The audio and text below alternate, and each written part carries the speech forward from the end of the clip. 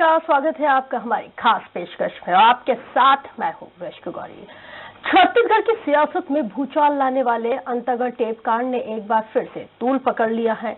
कांग्रेस सरकार जहां मामले की एसआईटी जांच करा रही है, तो वहीं कांग्रेस संगठन ने अजीत जोगी और राजेश मूणत समेत 5 नेताओं के खिलाफ एफआईआर दर्ज करा दी है। एफआईआर के बाद भाजपा और जोगी कांग्रेस के निशाने पर सीएम भूपेश बघेल हैं, तो बीजेपी जहां भूपेश बघेल पर हिटलर शाही का आरोप लगा रही है, तो वहीं पूर्व मुख्यमंत्री अजीत जोगी ने अपने और बेटे अमित जोगी पर लगे तमाम आरोपों को सिरे से नकार दिया है। उनका कहना है कि केंद्र की सत्ता में बैठे पीएम मोदी की तरह ही छत्तीसगढ़ में भूपेश बघेल अपने सियासी प्रतिद्वंदियों की हत्या की साजिश रच रहे हैं। लेकिन अंतागढ़ कांड के जिन्न के बाहर निकलने से सियासत गर्मा गई है और इसी मुद्दे पर चर्चा करेंगे हमारी खास पेशकश अंतागढ़ की आंच में।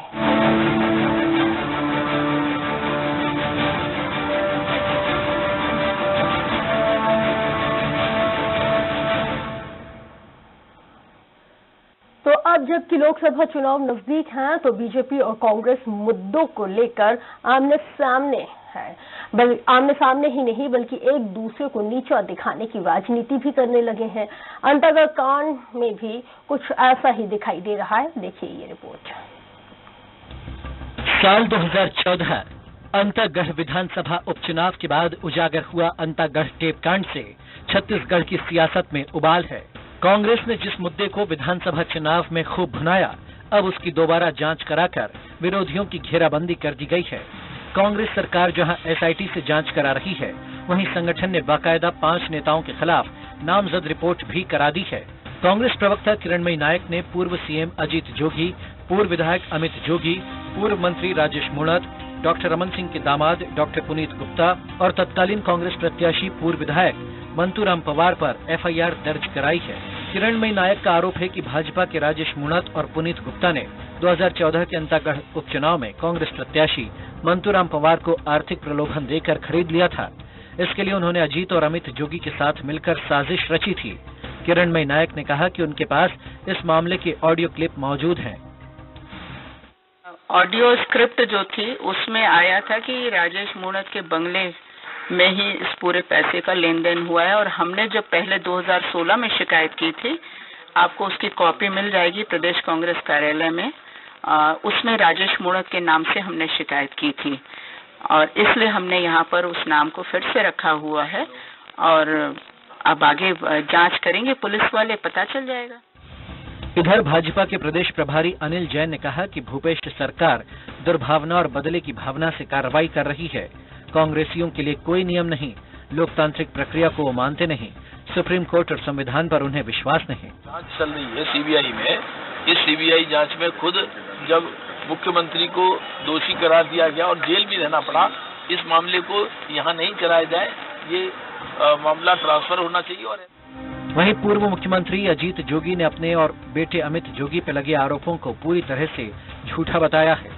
उन्होंने कहा कि जिस तरह प्रधानमंत्री नरेंद्र मोदी अपने राजनीतिक प्रतिद्वंदियों के खिलाफ सीबीआई का दुरुपयोग कर रहे हैं, वैसे ही छत्तीसगढ़ का मोदी मुख्यमंत्री भूपेश बघेल भी प्रशासनिक और पुलिस तंत्र का दुरुपयोग कर प्रतिद्वंदियों की राजनीतिक हत्या करने के लिए प्लान बना रहे हैं। ये पूरा जो प्रोग्राम दर्ज कराया गया है, आदत हो गई है भूपेश बघेल जी जांच मुख्यमंत्री बनने हैं, जहाँ भी दिखता हुआ जांच कराने लगते हैं, तो दूध का दूध पानी का पानी हो जाए। इधर पूरे मामले में एसआईटी प्रभारी रायपुर एसपी नीतू कमल का क्या कहना है, आइए सुनते हैं। अंतागढ़ के जो मामला है उसमें हमने पंडरी थाना में एफआईआर किए हैं। ये एफआईआर किरणमयी नायक जी के तरफ से है और वो एफआईआर में जो डिटेल्स आए हैं वो डिटेल्स के अनुसार हमने 420, 406, 120 और प्रिवेंशन ऑफ करप्शन एक्ट के तहत एफआईआर दर्ज किए हैं। क्या कुछ कहा? सूबे में एक दूसरे की टांग खींचने की सियासत के बीच एसआईटी की जांच जारी है। अब तक इस मामले में टेप कांड को उजागर करने वाले पत्रकार फिरोज सिद्दीकी और तत्कालीन कांग्रेस प्रत्याशी मंतूराम पवार से पूछताछ हो चुकी है। लेकिन इस सियासी खेल से लोकसभा चुनाव में किसको कितना फायदा मिलेगा, देखने वाली बात होगी। हेमंत शर्मा के साथ रूपेश गुप्ता, स्वराज एक्सप्रेस, रायपुर। तो इधर मुख्यमंत्री भूपेश बघेल ने कहा है कि 3 जगहों पर पहले से लगे आवेदनों की जांच एक साथ कराई जा रही है। किरणमयी नायक की शिकायत पर भूपेश बघेल ने कहा है कि अगर एसआईटी को लगेगा तो इस पूरे मामले को लेकर भी जांच की जाएगी।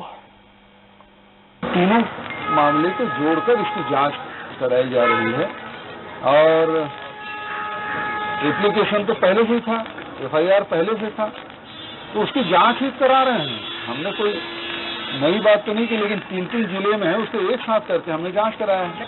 जो एसआईटी गठन हुआ है उसके बाद कोई एप्लीकेशन देता है तो यदि एसआईटी उसको उपयुक्त माने तो उसको जांच में शामिल कर लेगा। और इसी बेहद ही खास मुद्दे पर चर्चा करने के लिए रायपुर स्टूडियो में एक बेहद ही खास पैनल हमारे साथ इस वक्त जुड़ गया। तारुफ आपका करवा देते हैं। शिवचंद्र सुंदरानी हैं, भाजपा नेता हैं। सुंदरानी जी, बहुत स्वागत है आपका। राजेंद्र तिवारी भी इस वक्त हमारे साथ जुड़ गए हैं, कांग्रेस नेता हैं। राजेंद्र तिवारी जी, आपका भी बहुत बहुत स्वागत है। इकबाल अहमद रिजवी जेसीसी से हैं। तो इकबाल साहब, आपका भी बहुत स्वागत है हमारे इस खास कार्यक्रम में। सबसे पहले सुंदरानी जी, मैं आप ही का रुख करना चाहूंगी और सवाल बेहद न केवल आपसे बल्कि मेरा पूरे पैनल से ही ये सवाल है। चाहूंगी कि बारी बारी से आप एक रिएक्शन दें कि हर चुनाव के वक्त ऐसा क्यों होता है, जो गड़े हुए मुर्दे रहते हैं उनको उखाड़ लिया जाता है। एक बार फिर से मुद्दा पुराना हो चुका था, 2014 का ये उपचुनाव का मुद्दा है, जिसको फिर से लोकसभा चुनाव के टाइम इस जुर्म को बाहर निकाल लिया गया, अंतागढ़ टेप कांड। देखिए गौरी जी, ये अंतागढ़ का मामला एसआईटी जांच करना, एसआईटी जांच करने के बाद एफआईआर दर्ज कराना, नामजद एफआईआर दर्ज कराना, कहीं न कहीं जो डॉक्टर रमन सिंह जी ने बदलापुर की कार्रवाई शुरू हुई, इस बात की ओर इंगित करता है। मुझे लगता है कि भूपेश सरकार चाहती है कि किसी भी तरीके से लोकसभा चुनाव के पूर्व कुछ नेताओं को ऐसा उलझा के रखा जाए ताकि वे लोकसभा चुनाव में प्रचार न कर पाए, अपनी पार्टी का काम न कर पाए। यही इसके पीछे उद्देश्य है। बदले की भावना से काम है। जब एसआईटी अपने आप में एक सक्षम रूप से भूपेश सरकार ने बनाई है, तो उसके बाद अलग से एफआईआर दर्ज करना ये साफ जाहिर करता है कि इसमें दुर्भावना से काम किया जा रहा है, बदले की भावना से काम किया जा रहा है। हालांकि जो भी हथकंडे सरकार अपना ले, दूध का दूध पानी का पानी होगा। निश्चित रूप से ये सारा प्रकरण व्यवहारिक नहीं है, न्याय संगत नहीं है। कहीं न कहीं ये मामले सारे खारिज होंगे। बिल्कुल। वही सुंदरानी जी, जिस तरह से आपने कहा कि चाहे कितने भी हथकंडे अपना लें, दूध का दूध पानी का पानी हो जाएगा, तो फिर जांच हो जाने दीजिए ना, फिर काहे की प्रॉब्लम? नहीं, लेकिन एक प्रक्रिया भी होती है। एसआईटी जैसी एजेंसी जांच कर रही है, उसके बाद एफआईआर दर्ज करना, ये क्या संदेश देने का काम हो रहा है? लेकिन अगर हम बात करें उस वक्त तत्कालीन मुख्यमंत्री, अगर हम 2003 छत्तीसगढ़ के पहले मुख्यमंत्री और जेसीसीजे प्रमुख अजीत जोगी की अगर हम बात करें, और जेसीसीजे को दिक्कत नहीं है जांच में, तो फिर बीजेपी को इतनी उलझन क्यों हो रही है? सुंदरानी जी, सवाल तो ये भी है कि भाई जिनके नामजद रिपोर्ट दर्ज की गई है उनको उतनी ज्यादा उलझन नहीं है, लेकिन बीजेपी में कहीं ना कहीं सुगबुगाहट है कि भाई क्यों जांच हो रही है? देखिए गौरी जी, क्या हम अपनी बात भी नहीं रख सकते? प्रजातंत्र में हमको बात रखने का भी अधिकार नहीं? अगर हम कोई व्यवस्था गलत रूप से चलाई जा रही है तो हम उसका भी समर्थन करते जाएं क्या? तिवारी जी, क्या दिक्कत है भाई कि चुनाव के वक्त एक नई जांच शुरू करवा दी? यहाँ पे आरोप लगाया जा रहा है कि जब से भूपेश सरकार आई है तो बदलापुर की राजनीति की जा रही है। जांच पे जांच, जांच पे जांच, जांच सरकार नाम रख दिया गया। गौरी जी, मैं बड़ी विनम्रता से आपसे कहना चाहूंगा कि जांच पे जांच वाली बात नहीं है। हम पीछे, आपने कहा अभी कि गड़े हुए मुर्दे उखाड़े जा रहे हैं। नहीं, ये गड़ा हुआ मुर्दा बिल्कुल नहीं है। ये मुर्दा ऐसा है जिसकी आज तक जांच ही नहीं हुई है, और इसकी मौत के कारण जानने की हम सबको आवश्यकता है कि ये जो डेड बॉडी पड़ी हुई है, आखिर इसकी हत्या हुई है कि आत्महत्या हुई है कि क्या हुआ है। और पिछले 5 साल से कांग्रेस का प्रत्येक कार्यकर्ता इन 3 मांगों को लेकर के उठाता रहा है, और कि जैसे ही कांग्रेस की सरकार आएगी हम इसकी जांच करवाएंगे। पहली जांच की घोषणा जो उन्होंने किया था, झीरम घाटी, जिसमें हमारे प्रथम पंथ के नेताओं की नृशंस हत्या हुई नक्सलियों के द्वारा, आज तक ये पता नहीं चला कि पर्दे के पीछे कौन है। उंगलियां जरूर उठती रही मगर सामने नहीं आया नाम। दूसरी बात यह है कि नान घोटाला, जिसमें छत्तीसगढ़ के गरीब लोगों का 36,000 करोड़ रुपए बर्बाद हुआ, भ्रष्टाचार हुआ, उसमें हम लोग सड़कों पर जा करके, डंडे खा करके, जेल जा करके इसकी जांच की मांग करते रहे। और तीसरा कांड जिसको लेकर के आपने आज ये परिचर्चा आयोजित की है, अंतागढ़ कांड की बात, ये क्या कारण थे कि कांग्रेस का जो प्रत्याशी था वो अचानक अपना नाम वापस लेता है और ये मौका भी नहीं देता कि कांग्रेस दूसरा प्रत्याशी खड़ा कर सके। उस समय हम सब हतप्रभ थे और परेशान थे कि ये इतनी बड़ी घटना, क्योंकि हम जवाब देने की स्थिति में नहीं थे जनता के सामने। अब जाकर साल भर के बाद जाकर के वो भेद खुला कि इसमें तो पैसे का लेन देन हुआ है और उसमें मुख्यमंत्री के परिवार के सदस्य शामिल हैं। और उससे भी बढ़ करके इस प्रदेश में एक परिवार ऐसा रहा है, अब बैठे हैं बल्लू भाई हमारे पुराने मित्र हैं, मैं बताना चाहूंगा जब छत्तीसगढ़ की स्थापना हुई तो पहले तो दल बदल कराया गया, उसके बाद जग्गी हत्याकांड हुआ, उसके बाद जब सरकार गिर गई तो फिर सरकार को गिराने का प्रयास होता रहा और वो एक अलग टेप कांड चला। उसके बाद में यहाँ बैठे हुए श्रीचंद सुंदरानी ये भी जानते हैं कि बहुत प्यारे नेता थे, भारतीय जनता पार्टी के थे, दिलीप सिंह जूदे, उनको किस तरह से फंसाने का काम किया गया। और उसके बाद में ये टेप कांड, यानी मुसलसल लगातार एक श्रृंखलाबद्ध कुछ लोगों के द्वारा ये काम किया जाता रहा। तो अब हमारी सरकार आई है, एसआईटी गठित किया है, छत्तीसगढ़ की सरकार ने अपने उस वायदे को निभाया है कि जैसे ही हमारी सरकार आएगी हम इन 3 घटनाओं की जांच कराएंगे और 3 से चौथे घटना की हम जांच नहीं करा रहे हैं। ठीक है, ठीक। हम तो 5 साल से बोलते रहे हैं। और अभी किरण ने जो ये एफआईआर दर्ज कराई है, मैं आपकी जानकारी में ये भी डाल दूं कि हम 2016 में 3 विभिन्न स्थानों पे प्रदेश कांग्रेस कमेटी की ओर से एफआईआर दर्ज कराई गई थी। आज भी जी हाँ, उसी श्रृंखला की ये कड़ी है। और हम चाहते हैं कि अंतागढ़ कांड में जो लोग दोषी थे, झीरम कांड में जो लोग दोषी थे और जो नान घोटाले में आलिप्त हैं, उन सबके नाम उजागर होने चाहिए। और 3 से चौथा हम एसआईटी नहीं घोषित कर रहे हैं और न ही कोई बदलापुर की कार्रवाई है। जैसा भूपेश बघेल जी ने कहा, ये बदलाव की राजनीति चल रही है। छत्तीसगढ़ की जनता इन प्रश्नों का उत्तर चाहती है और जिसको लेकर के कांग्रेस का कार्यकर्ता सतत संघर्ष करता रहा है 5 साल तक। ये कोई आज की घटना नहीं है, हम 5 साल से इन तीनों मसलों को उठाते रहे। तो अब जब हमारी सरकार आई है, हमारी जिम्मेदारी है, नैतिक जिम्मेदारी है कि हम छत्तीसगढ़ की जनता को इन सारे प्रश्नों का उत्तर निकाल करके उनके सामने रख दें। ये घबरा क्यों रहे हैं? इसका मतलब है कि ये लिप्त है, ये पूरी तरह से बदनाम है और जानते हैं कि दाल में काला है। मैं तो ये कहूँगा दाल में काला नहीं है, पूरी दाल काली है। जांच तो होने दीजिए, इनके चेहरे, इनके मुखौटे सामने उतरेंगे। ठीक है रिजवी साहब, सिर्फ दाल में काला ही नहीं है, पूरी की पूरी दाल काली है। जांच से घबराना किस बात का? क्योंकि जब ऑडियो रिलीज हुआ था तो पूर्व मुख्यमंत्री अजीत जोगी, अमित जोगी और साथ ही अगर हम फिरोज सिद्दीकी की बात करें और फिर अगर हम पूर्व मुख्यमंत्री डॉक्टर रमन सिंह के दामाद पुनीत गुप्ता की बात करें तो इन सब का कॉन्वर्सेशन का जो ऑडियो टेप है वो रिलीज हुआ था। जब तमाम कॉन्वर्सेशन का ऑडियो टेप रिलीज हुआ था तब भी राजनीति गरमाई थी। जांच होने दीजिए, घबराहट किस वजह की? देखिए, माननीय अजीत जोगी जी का बयान आ चुका है इस सिलसिले में कि वो जरा भी घबरा नहीं रहे हैं और उन्होंने खुद कहा है कि ये जांच हो जाए, जांच होने के बाद दूध का दूध, पानी का पानी साफ हो जाएगा। रिजवी साहब, ठीक है रिजवी साहब, यहाँ पे अजीत जोगी ने कहा है, सुनिए ना, मेरा एक छोटा सा सवाल है, फिर उसके बाद आप अपना आंसर कर दीजिएगा। यहाँ पे पॉलिटिकली असैसिनेशन का आरोप यहाँ पे अजीत जोगी ने लगाया है कि जिस तरह से पीएम मोदी मतलब अपने विरोधियों का सफाया करते जा रहे हैं, उसी तरह से छत्तीसगढ़ के मुख्यमंत्री पॉलिटिकली असैसिनेशन कराना चाहते हैं अपने विरोधियों का। ये आरोप लगाया है अजीत जोगी ने। तो इस तरह के आरोपों के क्या मायने निकाले जाए फिर हम इस सिनेरियो में, और जब एक बार फिर से ये अंतागढ़ टेप कांड का जिन बाहर निकल आता है उस वक्त? देखिए, जब तक अंतिम निर्णय नहीं आएगा, मुझे ऐसा लगता है कि ये अंतागढ़ का जिन्न जो है ना, वो जीवित रहेगा।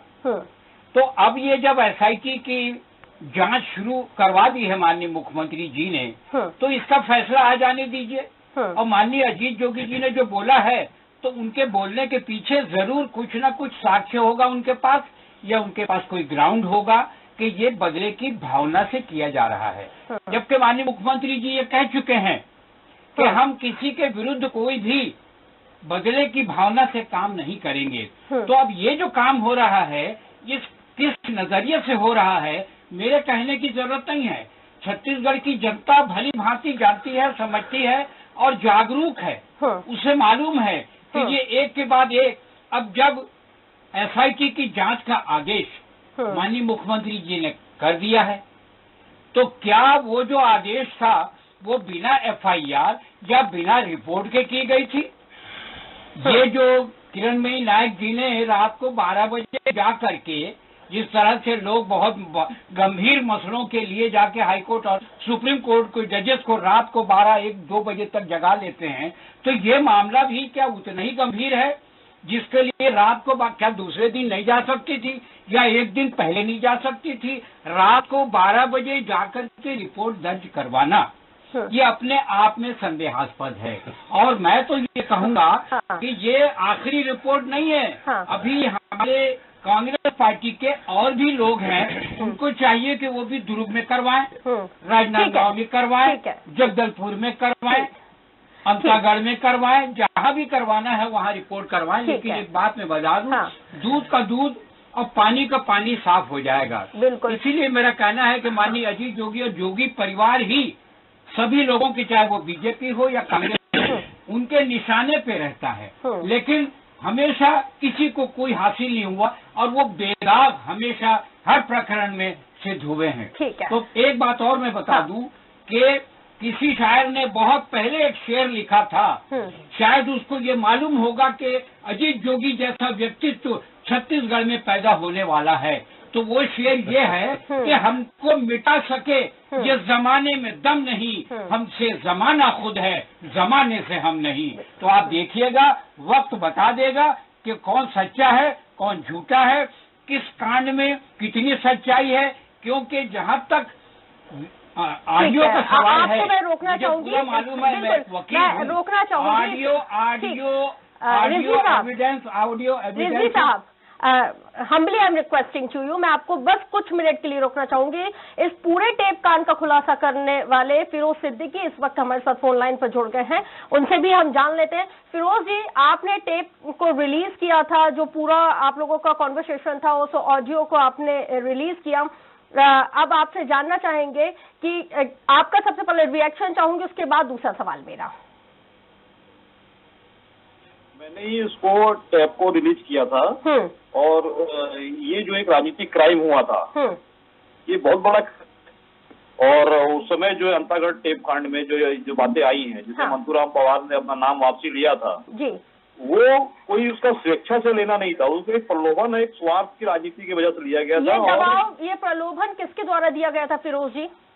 मेरे हिसाब से जो प्रलोभन दिया गया तो अमित जोगी की तरफ से दिया गया था। आपके हिसाब से या कंफर्म? कंफर्म जी, बात पूरी कीजिए।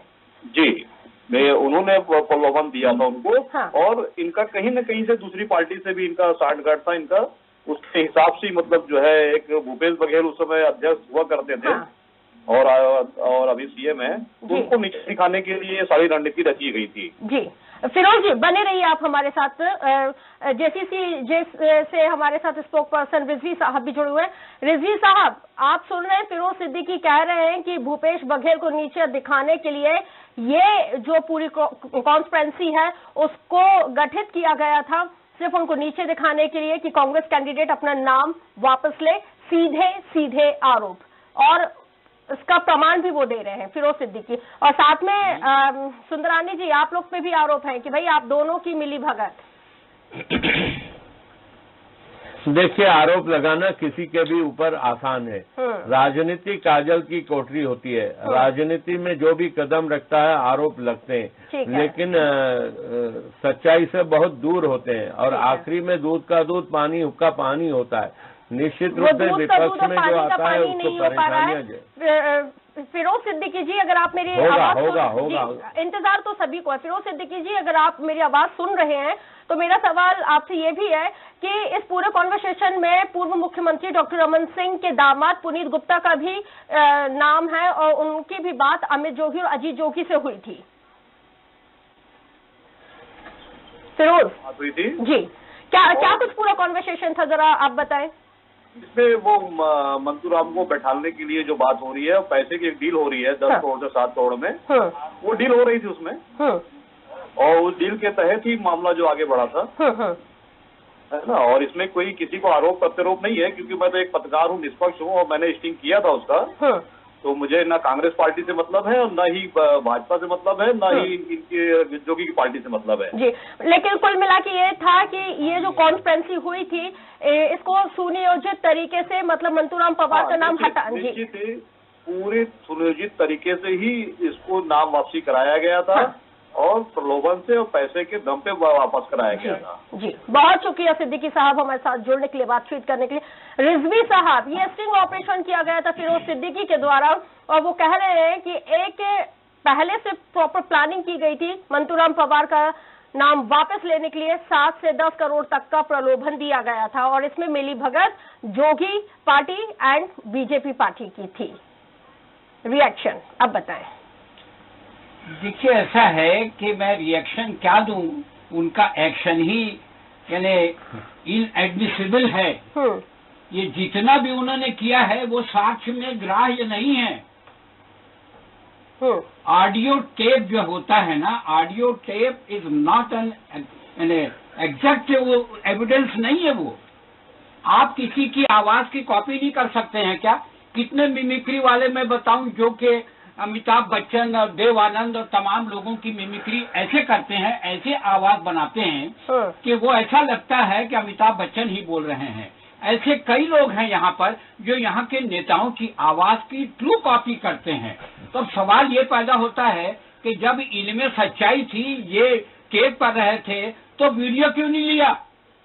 वीडियो इसलिए नहीं लिया इन्होंने कि इनको मालूम था कि ये झूठी चीज तैयार कर रहे हैं और ये केवल किसी फायदे के तहत ये किया जा रहा है। ठीक है, मैंने आपकी तमाम चीजों को माना कि जो भी लोग आज इन लोगों के, मैं आपकी तमाम चीजें मान रही हूँ, आपकी तमाम चीजें जो तमाम दलीलें मानती हूँ, लेकिन बड़ा सवाल यह है कि उस वक्त आप भी कांग्रेस पार्टी में ही थे।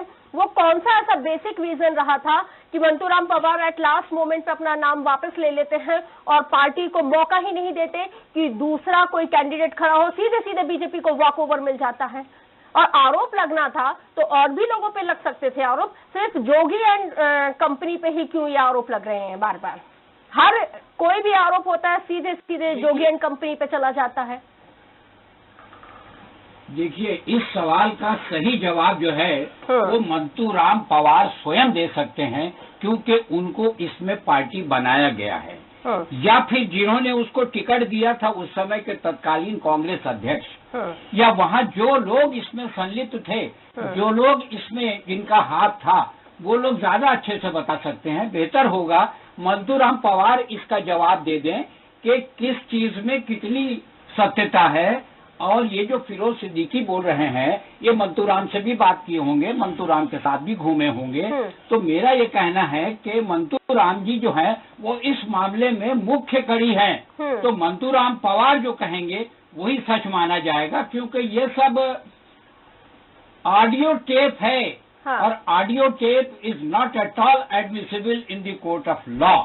तो ये केवल एक लोगों को उलझाने की, एक परिवार को बदनाम करने की, क्योंकि किसी के पास इस छत्तीसगढ़ में किसी भी राजनीतिक दल के पास जोगी या जोगी परिवार के अलावा कोई ऐसा टारगेट नहीं है जिससे वो क्षेत्र की जनता जो कि एक जोगी जी के साथ जुड़ी हुई है। जोगी जी एकमात्र जनाधार वाले नेता हैं यहाँ पर, और उनकी लोकप्रियता से परेशान होकर के ये लोग जो हैं तरह तरह के लांछन और आरोप उन पर और उनके परिवार पर लगा रहे हैं।